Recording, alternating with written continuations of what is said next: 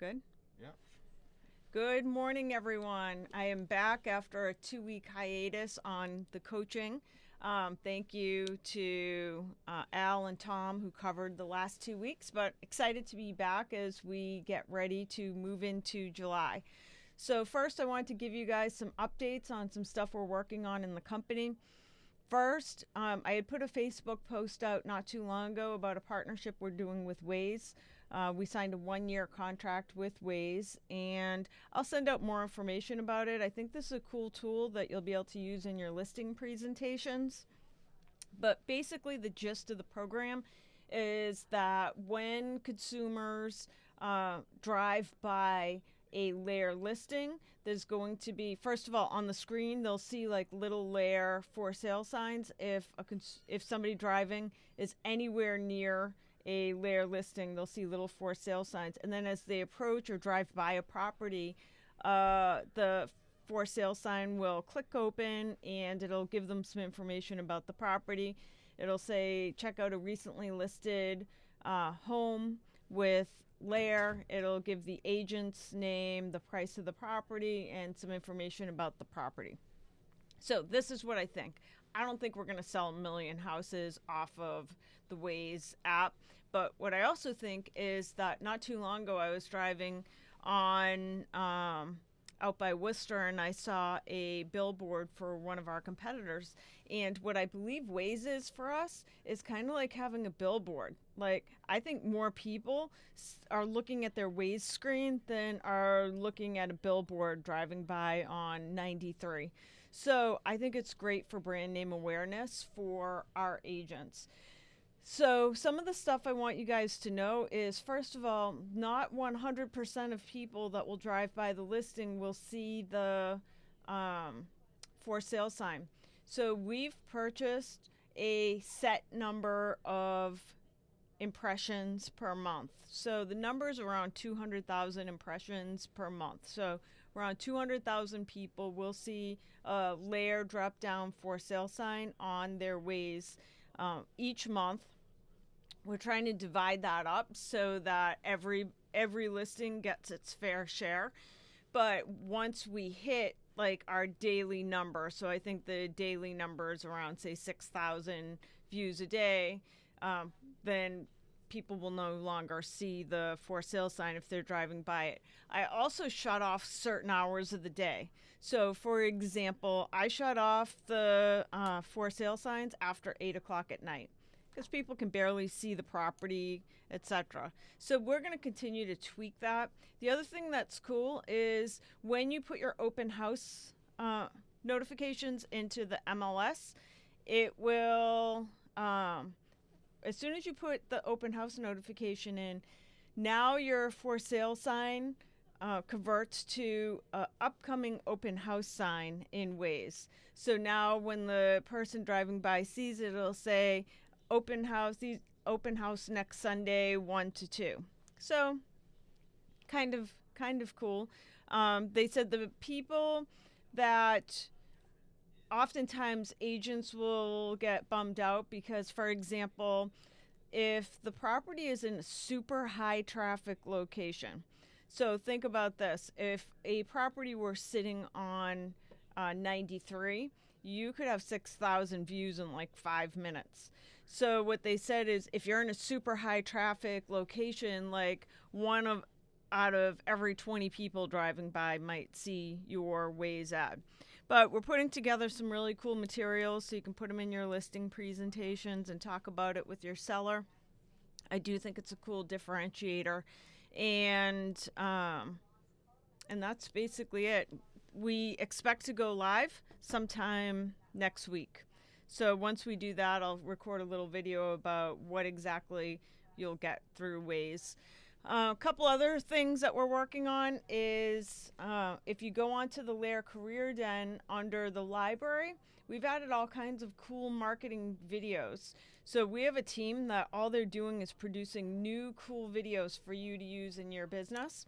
So check that out. These are for you to use in your social media, your LinkedIn. Like every day, you have an opportunity to post awesome content.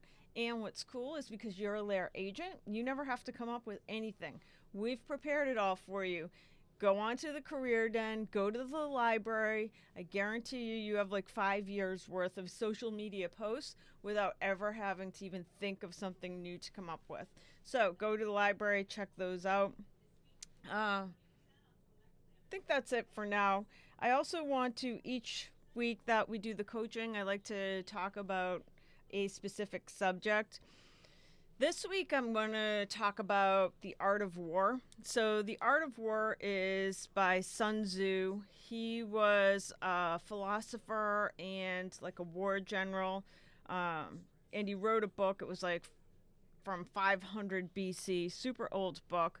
But it's one book that I refer to regularly. It's very easy to read, it's short little snippets about how to win a war. But we're all in war. Like every day when we go to work, this is what we do. So I always refer back to it when I am frustrated or I'm trying to think of a unique and different way to figure out a problem within my business. So, one that I wanted you guys to think about, one of the little snippets he shares in The Art of War, is he says, "He who wishes to fight must first count the cost." So think about this. I've brought this up before. Not too long ago, we had Cody Bateman come out and do an event for us. He wrote a phenomenal book for people about how to build relationships. And I heard this story recently. I'm in this CEO group with about 15 CEOs. We meet once a month. And 6 months ago, one of those CEOs had come to me and he wanted to talk about one of our real estate agents. And basically what he said is his brother had wanted to list his house and had brought in a few different real estate agents to interview, and they chose a different real estate agency. And our agent was really upset about it and did some things that to kind of prevent them, to make it harder for that person to sell their property, because that agent was really upset that they did not get the listing. So I get it. We get super emotional when we put a great deal of time and effort into another person or into a listing and then they don't choose us. And we get insulted. We all have egos. But what's interesting is the listing didn't sell. So the listing sat on the market for 6 months, did not sell. So first of all, what I would say is if our agent had treated that whole situation differently, and instead of looking at it like when they lost the listing, if instead they looked at it that they still had the opportunity to build a relationship with that person, they probably would have gotten the listing the second time around. So when you find yourself like feeling upset or emotional and you want to get even with somebody because they didn't pick you, like step back and think about it. Like just say, okay, what can I do to just continue to build a relationship? Because you just never know. So that particular client, their property sat on the market for 6 months. It didn't sell. And they recently relisted with a totally different real estate company. It is under agreement. And not only that, this guy in my CEO group, the brother of that original listing, he ended up listing and selling his property too. And so I look at it, and the lesson for all of us is that our agent who was upset that they didn't get that first listing and tried to make it harder for that client to sell their house potentially lost a ton of business. Whereas if they had just been like nice and said, you know what, bummed out that we didn't get it, let me know if there's anything I can do to help this real estate agent sell the property, I just think that Lord knows what could have happened. I think a lot of business could have come out of it. It also makes me think of a book I had read about Abraham Lincoln, because Abraham Lincoln used to say that when he was like really angry dealing with somebody, back then there was no email, which is probably a blessing, because sometimes in our business we have access to email. So somebody gets us upset, you can shoot an email or a text message in 2 seconds. And what Abraham Lincoln used to do is he would write a very long letter to whomever he was upset about or having the confrontation with. He would write a really long letter, spend a great deal of time putting his heart and emotions and telling everything that he wants that person to hear, and then he would burn the letter.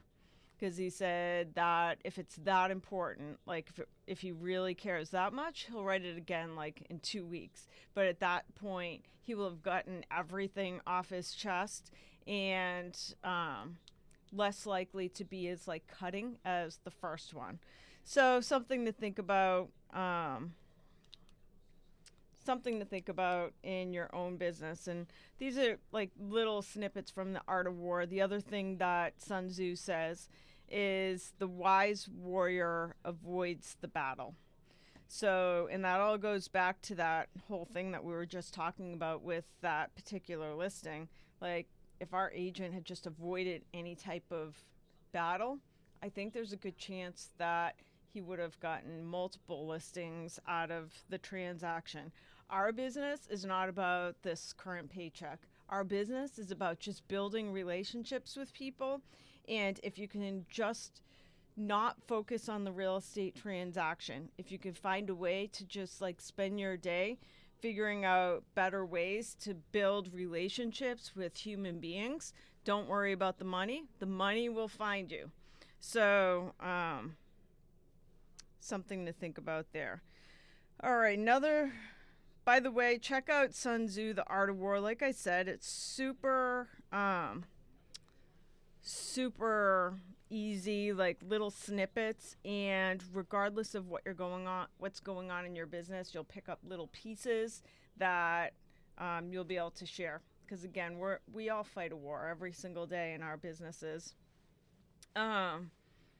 Interestingly, before I move on to the next subject, in The Art of War, he also has a great quote about competition. Like, if you're going into a battle, you better know the other side better than you know yourself.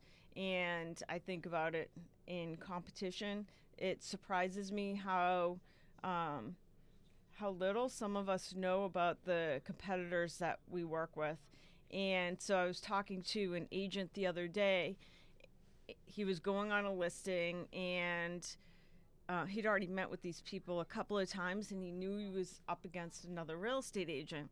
And I said, well, who are you up against? And he's like, I don't know. I said, can you just ask the seller who the other agent that you're up against? And he goes, yeah, I guess I can. I don't see why they wouldn't tell me. And I'm like, wow, like that seems like one of the most important pieces to ask someone, because how can you effectively know what key points to sell if you don't know what the other guy is saying? And by the way, on our Career Den, we have a whole section under the library of competitor intelligence we keep adding stuff to.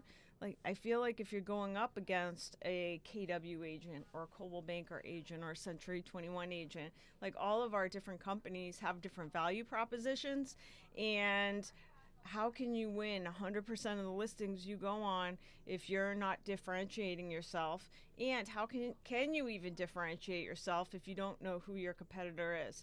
So there's a little piece in The Art of War that covers that, saying if you're going into a battle, you better know exactly who the other guy is before you step into that battle. And it is also true on with clients in our listing presentations, buyer presentations, etc. Reading another book, I have all kinds of notes since I talked to you guys last time. I'm reading a book, and it's not even necessarily like a business book, but it was saying how life is basically about handling confusion. and it talks about like what is confusion, and confusion is any set of facts or circumstances which do not seem to have any immediate solution. The whole idea is that the people that get the furthest in their businesses and in their lives are awesome at handling the confusion of the world and the confusion of life and the confusion of their business.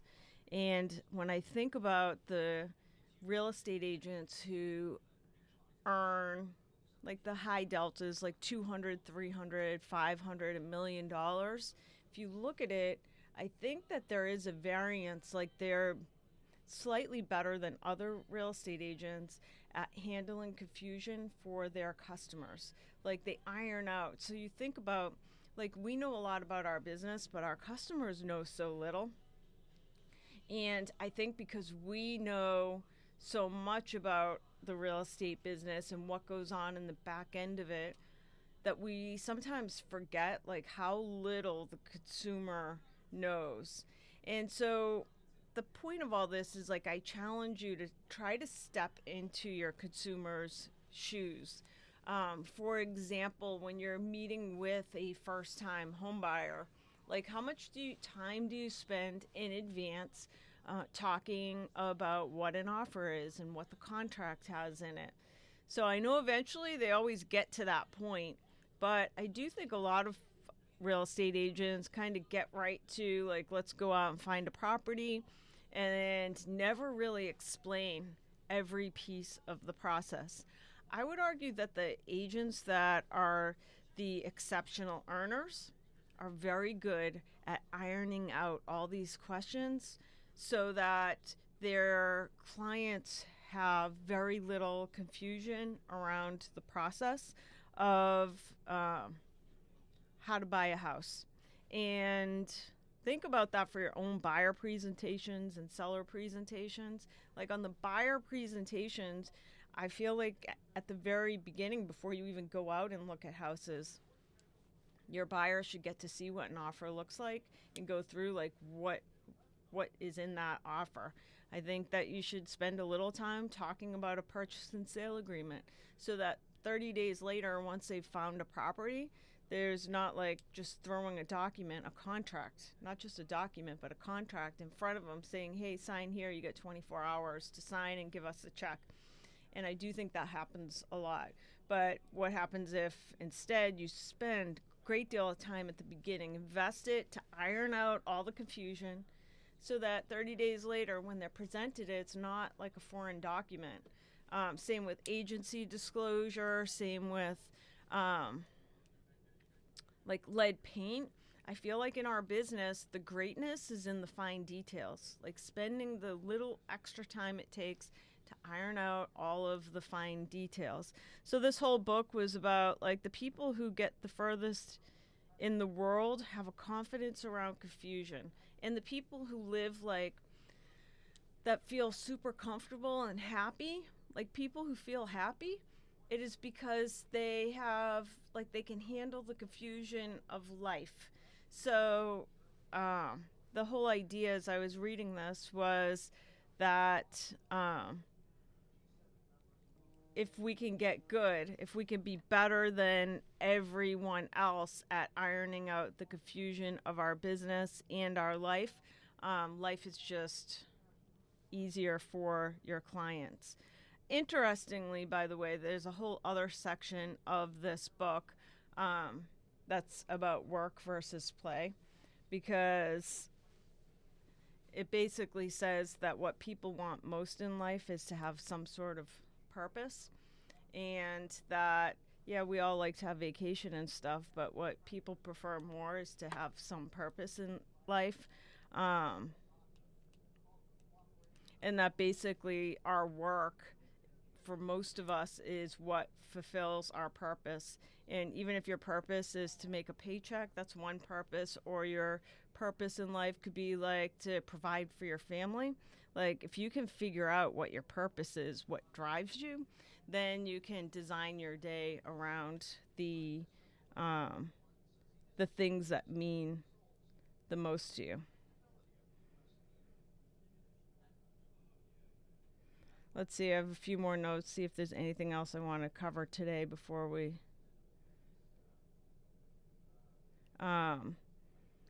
It's only been 3 weeks, but I've read probably about 6 books since the last time. And a lot of the content that I pull from for these coaching calls is a great deal about the books that I've read. All right, we got 9 more minutes. So, one other book that could be life-changing for many of you guys, especially if you're building a team, is a book called Hiring for Attitude. And I think the guy's name was Murphy. I can't remember, but I think his last name was Murphy. This whole book is so awesome because it made me realize, first of all, let me explain the background as to why I even picked up this book. Several months ago, I was doing a staff meeting with a bunch of our administrative staff. And as you guys know, one of the things I'm passionate about is we do a lot of training with our staff. Every other month, we bring all of our admins and support team members together for a full day training program. We're super hands-on because we look at it that the customer we serve at Layer Realty is the real estate agent. And we do that through our admin staff. So they are in charge of a great customer experience for our real estate agents. So we were doing a meeting. We had a bunch of our admins. One of the things we say is when anybody walks into one of our offices, the admin is supposed to ask them, like greet them and say, can I get you a cup of coffee, or how do you take your coffee? And it was at one of these meetings that one of these staff members said, I do that, but I don't understand why we do that.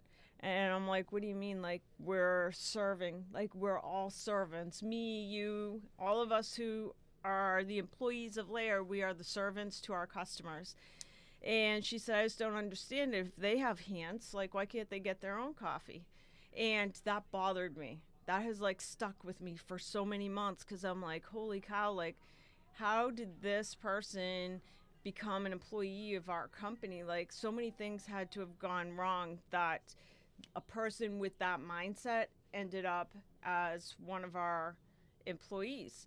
So I started researching books several months ago, and I picked up a copy of the book. I just got around to reading it. By the way, that employee is not here anymore, but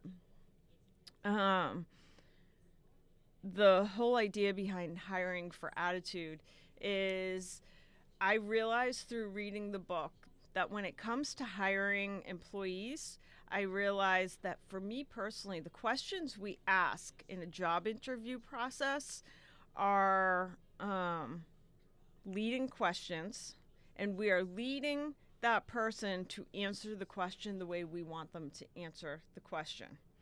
And so the result is that the employees you hire, the team members you hire, it's like throwing spaghetti against the wall because you just asked them a bunch of leading questions. They knew what you wanted them to answer by the way you asked the question.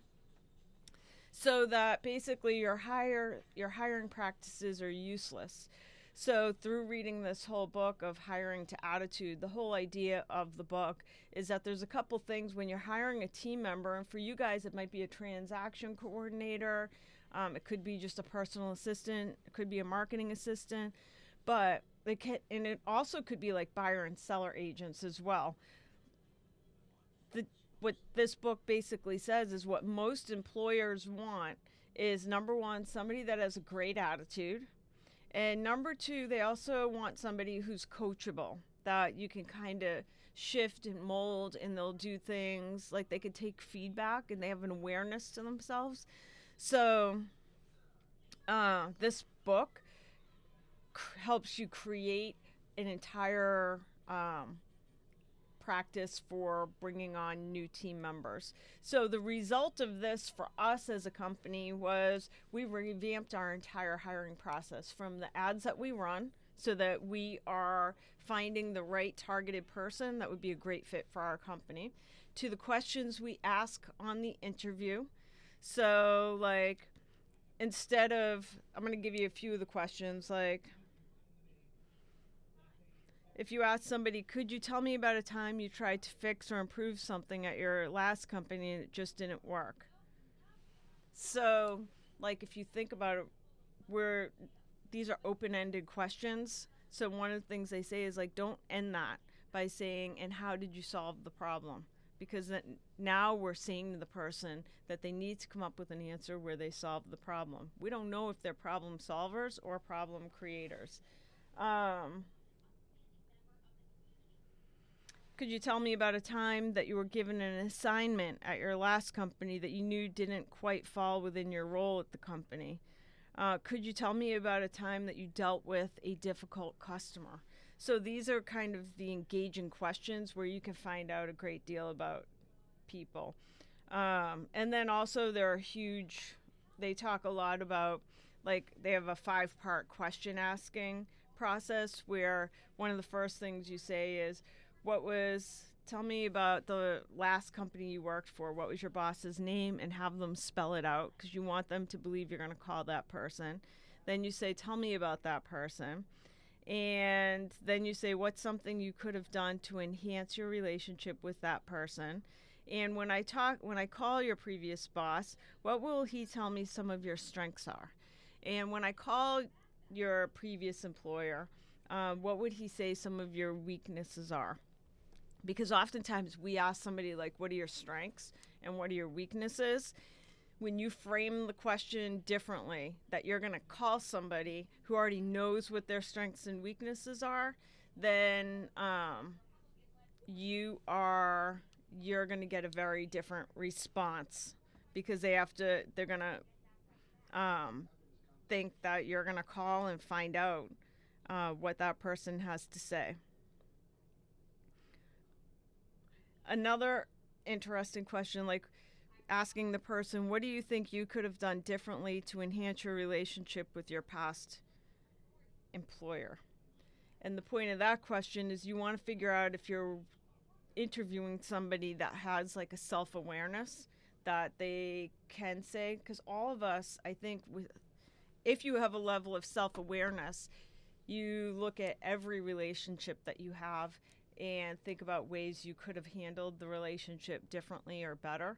And that's one of the things you want, somebody that has a self-awareness that is coachable, because if they don't have a self-awareness about their strengths and weaknesses, then they're not going to be somebody who's highly coachable.